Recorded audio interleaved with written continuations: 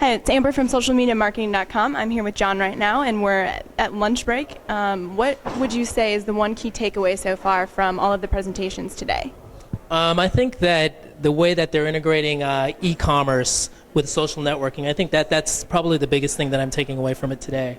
Okay, and what is the benefit to brands for using e-commerce on social networking sites? Well, I think the biggest thing that I'm seeing, at least from a brand perspective, is brands are always looking at ROI. They're looking at how to engage clients. I mean, ultimately, it's about how they're making money.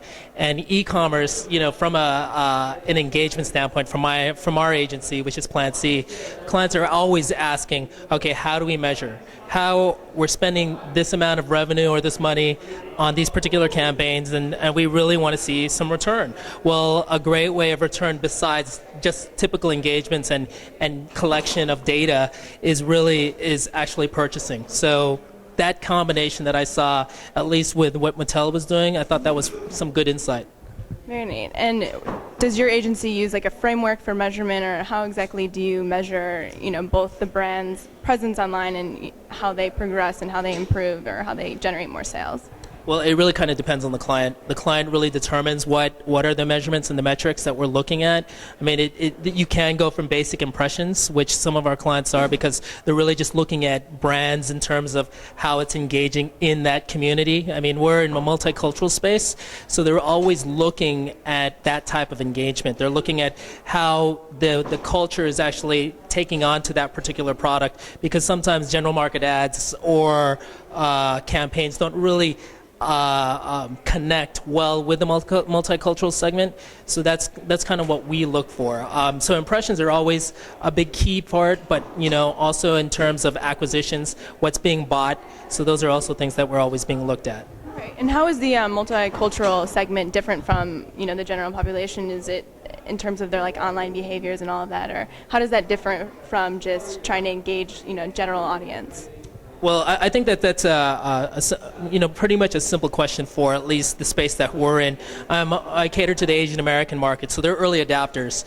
And with Asian American, they didn't have a lot of media in the first place. They didn't have a lot of exposure. So what happened was the explosion of Facebook, Twitter, Friendster, MySpace. It was a phenomenon among the Asian American space. It was a way that communities can interact with each other and share their interests. I mean, it's pretty much what you're seeing already happening in the general market space.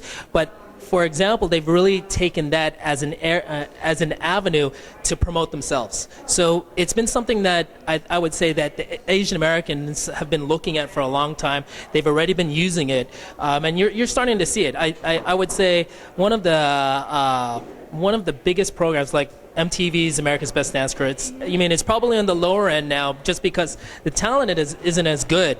But the first 3 seasons, most of those acts were Asian American, and they were huge in the social networking space, which gave them a lot of impressions, a lot of views for them to actually vote for them. So they use that to their advantage. Wow, awesome.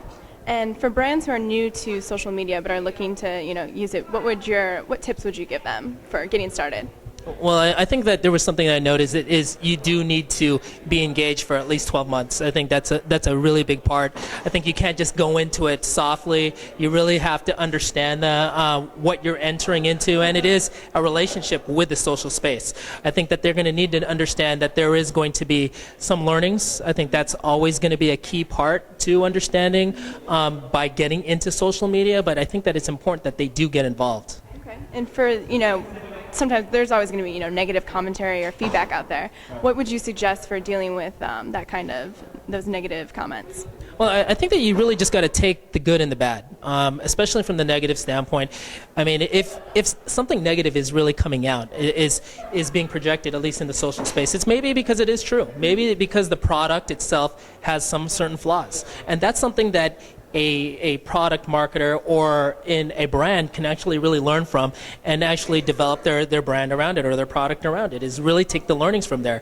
So it's a new kind of form of research, in my opinion. That's what they're really looking at it. Those metrics are giving valuable information to actually make a better product. Well, thank you very much. Appreciate your time.